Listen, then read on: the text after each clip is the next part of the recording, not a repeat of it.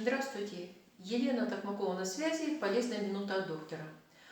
В основном существуют ситуации, когда у одного пациента ряд вопросов к своему здоровью.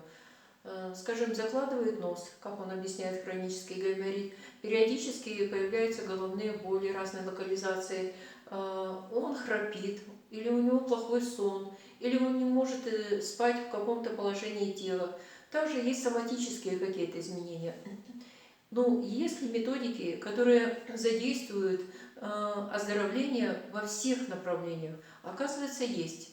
И они очень простые. То есть я в своих роликах предлагаю методики, когда пациент может сам принимать участие в своей профилактике болезней и оздоровлению.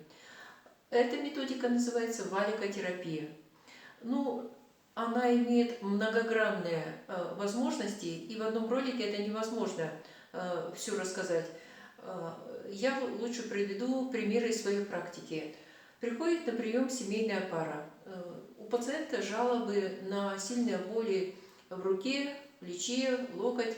И я его осматриваю. Они пришли для того, чтобы на какой-то период избавиться от этой сильной боли в руке, так как они едут в Германию на протезирование плечевого сустава. Я диагностирую его, осматриваю и предлагаю ему повернуться на спину, чтобы осмотреть грудную часть, живот. Он говорит: я не могу лечь на спину. Я говорю: ну как мы будем диагностику проводить? Аккуратненько, потихонечку перевернитесь, я посмотрю. И он, кряхтя, подстановая, с трудом перекладывается на область спины. И видя эти мучения, я говорю: я сейчас уберу эти боли. Достаю ему валики, свой набор валиков, и подкладываю в определенные части тела, где должны расположиться, так как я провожу диагностику. И поворачиваюсь к супруге и разговариваем по поводу его моментов. И вдруг мы слышим такой нежный храп. И она мне говорит: он что, уснул? Мы поворачиваемся, пациент спит, мгновенно уснул и спит крепким, здоровым сном. Ну, человек 20 лет не спал на спине. И пока мы тут улыбаемся, смеемся, человек схрапнул и проснулся. И тоже говорит: я что, уснул? То есть, когда правильно подобранные валики, они имеют практически магическое свойство. Когда уставшие мышцы из триггерных зон попадают равномерно на те спазмированные участки, наступает расслабление. И у нас есть период воспользоваться в полном комплексе всех направлений, которые существуют у любого пациента. Это ночь. Во время сна ночью у нас есть 4, 6, 8 часов, когда мы можем использовать эту методику. Еще очень интересный случай. Приходит пациентка тоже с болями в суставе тазобедренном, боли в коленях, ногах. И говорит: ну вот мне нужно так подлечиться, чтобы я могла спать. Я не сплю ночами, потому что я не могу лежать ни на одном боку.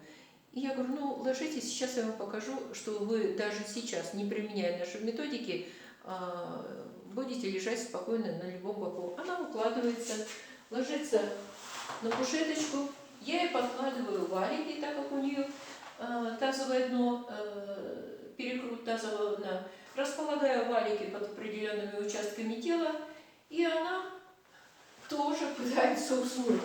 Я ей говорю: ну как самочувствие? Она говорит: вы знаете, я же сама интуитивно скручиваю одеяло и подкладываю между коленками. Я говорю: конечно, наше тело нам подсказывает, как себя оздоравливать. Ну, конечно, нужны советы профессионала, чтобы это было эффективно и результативно. Конечно, валикотерапия, она даст минуты расслабления, она уберет много симптомов. Значит, что нужно сделать, чтобы приобрести эти валики? Можно самостоятельно их изготовить. И в одном ролике я рассказала, что как можно убрать боли в поясничной области, используя домашние какие-то приспособления, подушки, скрутить валики из полотенца. Это все можно сделать. Ну, конечно, лучше приобрести набор. Он состоит из 9 валиков разной плотности, разной формы, разной величины. И к нему прикладываются видеоролики по любым направлениям.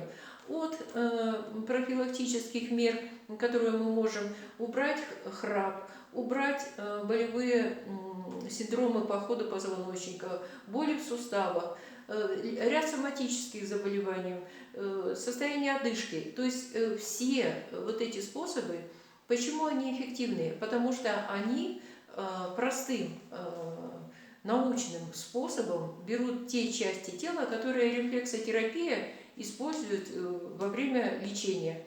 Так нужно воспользоваться этим моментом. Что нужно сделать, чтобы получить валики? Нужно замерить длину плеча и высоту шеи до затылка. То есть у нас получается размер высоты шеи и головы и длина плеча. И также свой рост и вес. И эти данные переслать мне в личку. И для вас индивидуально изготовят валики, набор валиков, которые вы будете самостоятельно использовать по видеороликам, по методикам, которые предоставлены по каждой нозологической единице. И те проблемы, которые существуют, вы самостоятельно можете решать. Но у некоторых есть просто вопросы по своему здоровью. Предварительно можно проконсультироваться и самим решить, принять решение по своим профилактическим мерам по оздоровлению. Все данные будут указаны внизу, все ссылки, так что пишите, будем разбираться. Всего доброго!